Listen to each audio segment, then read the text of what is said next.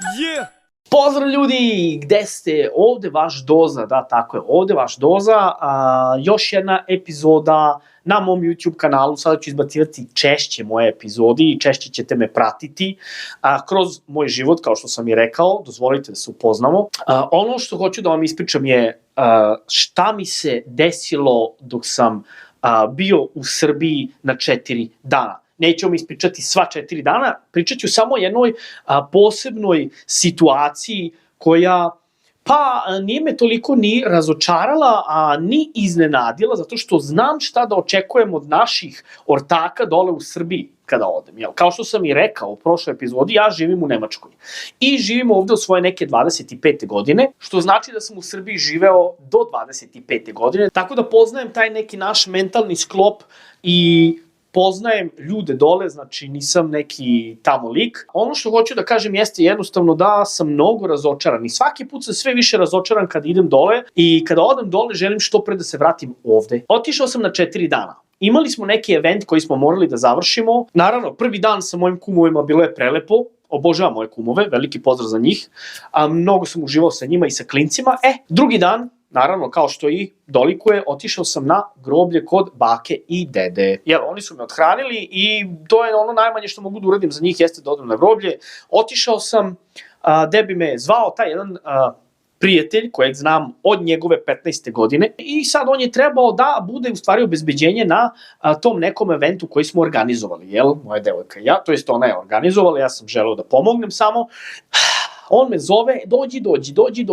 Ok, međutim pre toga, mi smo već pričali o tom eventu mesec dana. Mesec dana se mi dogovaramo i ja govorim, ja ću da te platim. Trebaju mi 2 lika. Ti i još jedan, dobijate koliko hoćeš, 200, 250, 300 eura. Prvi dogovor je bio 200 eura. 200 eura da budeš obezbeđenje na tom nekom eventu. Nikakav problem. I mi smo se tu čuli, ja sam mu davao sve detalje, tačno sam mu govorio kada to počinje. Znači od 5 do ponoći. Rekao sam mu prema što ću da dođem, moja devojka je uzela već smešte za tebe i za ovog drugog lika. Da li imate auto? Da, imamo auto, mi ćemo dođemo, jer treba ja da dolazim po vas. Ne, mi ćemo da dođemo. Dogovoreno, ja sam došao i taj drugi dan on mene zove i odem ja da se vidim sa njim. Naravno, piše na Google aplikaciji 10 minuta. Tih 10 minuta se pretvorilo u 25. Google navigacija i Srbija. To dvoje ne idu nikako zajedno. Otišao sam, videli smo se, izlazim iz kola, izgrlimo se, desi, brate, si dobar sam, znajući da nešto sledi, osjećam. S obzirom da su naši ljudi dole ogromni prevaranti, lažovi, kakvi su to ljudi, znači to je nešto strašno, čast izuzecima, a sve ih je manje i manje. Nadam se da ćete vi, klinci, da ispadnete dobri ljudi kad porastete, uvek budite iskreni, budite puni respekta i znajte šta želite u životu. I nemojte nikada da lažete ili da varate, posebno ne vaše stare prijatelje. I počne konverzacija, samo da pojasnim. 3 nedelje pre nego što ću da dođem, on meni kaže, ti si moj brat, kad dođeš, ja ću da skuvam za tebe, ja ću da napravim, znaš šta, kotlić, mi ćemo da pijemo, dede me kaže, ma ne treba, idemo da popijemo nešto, da pojedemo, ja ću platim. Ne, ja ću, ti si moj brat, ti si okej. Da bi meni lik rekao, znaš, ne možemo da uđemo u kuću, juče mi je bila slava, svi spavaju, svi su umorni, znaš, tu su mi prijatelji neki i rodbina, sinoć smo se napili, znaš, ako možemo u auto da završimo posao, nije nikakav problem, možemo. Ali znaš, pre nego što ćemo da uđemo, već mi je bilo sve jasno. Ok, o čemu se radi? Pa znaš, pre nego što evo, sestra mi piše, smara me non stop, pa što ti piše sestra, šta, o čemu se radi? Pa znaš, moj pitbull je ujeo njenu čivavu. Naravno, ne znajući kuda vodi ova priča, ja mu odgovaram, pa druže, nije mogao da je ujede, mogao je samo da je pojede. Mislim, pitbull, malu čivavu, o čemu pričam? Pa ne, znaš, ona tvrdi navodno da je on nju ujeo, ali u stvari to nije istina, ali znaš, ja ne znam tu. Pa dobro, čekaj, šta sad ti hoćeš meni da kažeš? Mislim, šta me zanima sad tvoj pitbull i ta čivava, druže, lepo ti kažem, nije mogao da ujede, mogu samo da je pojedi, ja se tu smem. Pa znaš, da, ona je tu kod mene, ne može, nikako nema da ode do veterinara, znaš, da pogleda to, da vidi o čemu se radi. Ja rekao, molim, kakav veterinar? Kako misliš nema čime pa nek uzme taksi? Pa izgleda, znaš, ja sam mislio da možeš ti da je odvezeš. Rekao, prijatelj, ovaj auto što vidiš nije moj. Taj auto je od mog kuma. Vidiš srpske tablice na njima, nisam došao sa kolima iz Nemačke, došao sam busom. Taj auto nije moj, pripada mom kumu. Moj kum ima 1-3-4 automobila, a ovaj je jedan od njih, ostali su svi zauzeti, a i osim toga ovaj auto moram da vratim mom kumu, druže. Ne mogu ja tek tako da uzmem njegov auto i da vozim bilo koga u autu, bilo gde. Nema šanse. Mada, moj kum, kao što sam rekao, ima više automobila, tako da mogao sam, ali nisam hteo. I on tu iskulir i kao, pa da, okej, neka ide taksi. Mislim, druže, zoveš me, dođem i sad odjednom treba da ti vozim. Ne primiš me ni u kuću, barem da čašu vode mi ne ponudiš i sad ja treba da vozim tvoju navodno sestru kod nekog veterinara.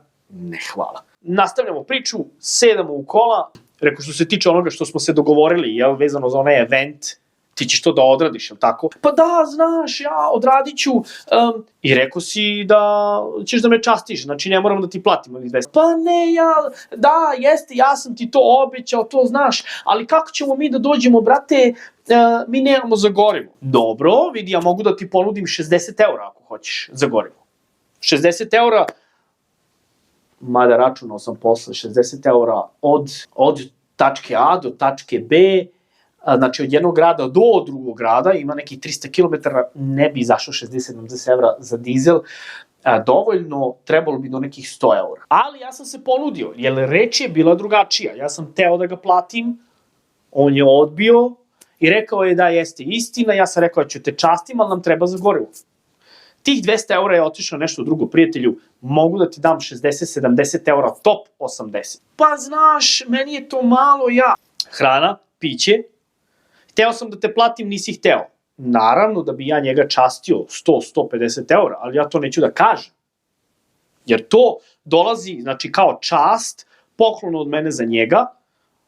Svakako sam hteo da ga platim, ali je rekao, nemoj da me platiš, ja ću tebe da častim. Ne bi ja pustio da neko prođe bez da dobije nešto od mene, da ne bi sutra baš zbog toga pričao, ej, ja sam radio, nije hteo da da pare, da ne slaže nešto, da ne izmisli, jer to su meni neke priče, znači strašno. Kao što sam i rekao, mogu da ti dam do 80 €, top maksimalno. A znaš šta, pa to mi nije ni do Beograda, rekao, molim. Rekao, slušaj, ako uzmeš neki dizel koji nema neki ogroman motor, to jest nije veliki potrošač, brate, stići ćeš do tamo s toliko i toliko para. Ali za nazad moraš da se snađeš. Jer ja sam ti nudio pare, ti si rekao da me častiš. Jeste, da, ali znaš, dobro, trte, mrte, ajde, okej. Evo, daću ti 100 €. Kad on meni kaže, pa znaš, brate, auto od ovog prijatelja, drugog, što je trebao da nas vozi do tog eventa, nije registrovan. Čekaj, druže, ti mene ovde zajebavaš 15 minuta. Tražiš od mene pare koje nisi hteo da uzmeš, da bi mi sad rekao da nemaš auto. Pa da, znaš, ali nama treba za gorivo. Rekao, druže, ne zanima mene koliko tebi treba za gorivo, halo. Ti nemaš auto u koji ćeš da sipaš to gorivo. Jel tebi to jasno? Lik me gleda, znači, kao, pa da, jasno mi je. Kako ja onda tebi da dam neke pare kad meni lik ladno vadi telefon i pokazuje mi njegov račun za struju. Vidi, ja znam da su naši ljudi dole, kao što sam i rekao, stvarno veliki prevaranti, ali toliki prevaranti, takvi mućkaroši, to ne postoji nigde na ovaj svet. Ne postoji nigde na ovaj svet, druže. Budimo realni. Jer rekao, šta mi pokazuješ to? Pa, znaš, ovo je moj račun za struju. Rekao, da, dobro, okej. Evo, vidi koliko sam dužan. Lik ladno ima račun u visini od 136.000 dinara.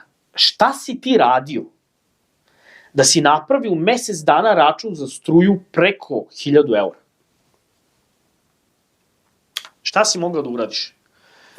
Pa ne, znaš, ja, ovo, ono, to, oni su mene slagali, prevarili su me, ja moram, znaš, i moram da platim jedan deo da bi ja mogao njih da tužim. Dobro, okej, jasno mi je, treba da platiš neki deo da bi mogao da ih tužiš. Sad ti mene lepo pojasni, koliki taj deo, šta? Pa kao, znaš, nekih 150 €.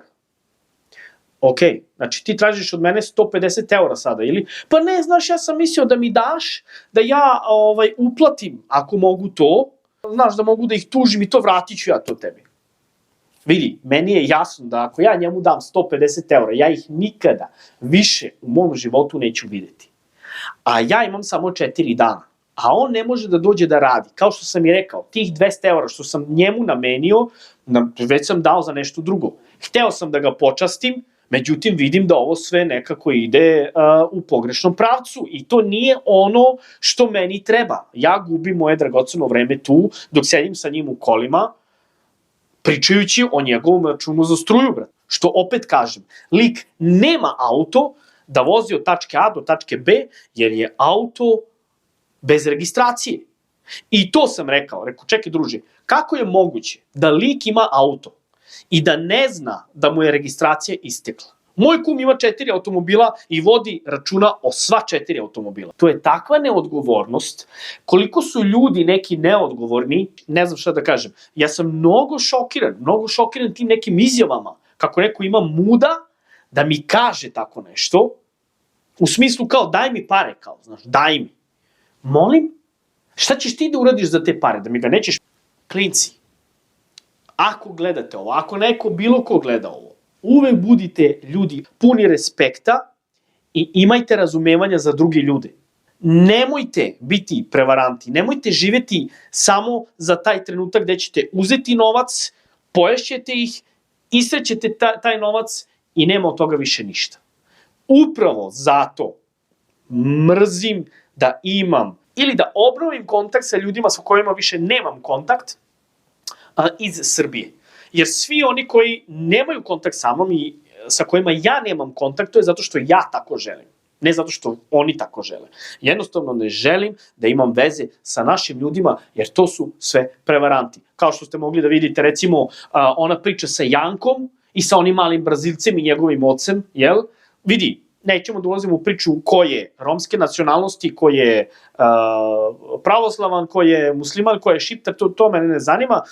Ja pričam samo onako otvorenu priču i realnu priču, doza realnosti, jel tako, kao što i piše na mom profilu, i kažem ono što mislim. To je moje jasno mišljenje, jel? Moje mišljenje. Dečko je napravio nešto, ponudio je nekome nešto, poboljšao mu je situaciju trenutnu i onda ovi daj mi još, daj mi. Strašno nešto, strašno. I s jedne strane i žalim tog dečka Janka, a s druge strane ga uopšte ne žalim jer sam je kriv, to je hteo sam.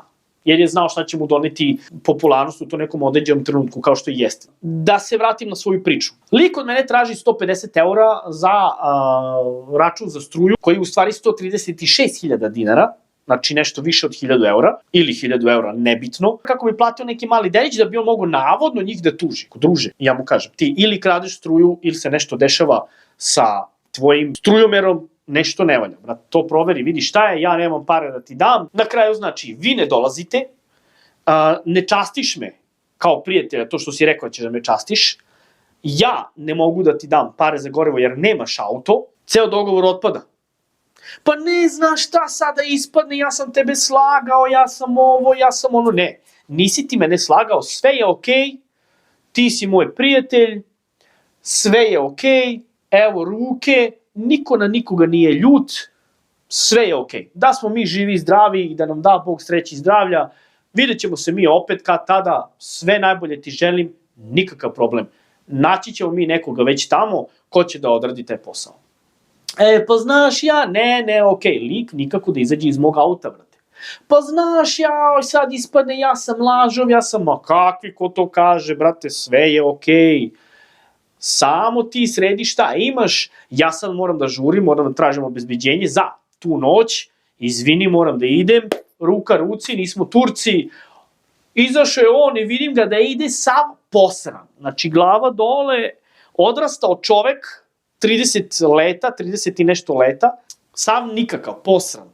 To je to, brate, pokazao si svoje lice i naravno u mojoj glavi da se nikada više nećemo čuti, pa makar ti trebalo za lek, brate. Znači, ne trebaju mi takvi ljudi oko mene, ali uopšte. Okrenem auto, krenem do kuma, došao sam do kuma i kaže, kum, pa što nisi mene pitao? Jao, ljubite, kum, pa kako da pitam tebe kad već imam nekoga i držim se za tu slamku, razumeš?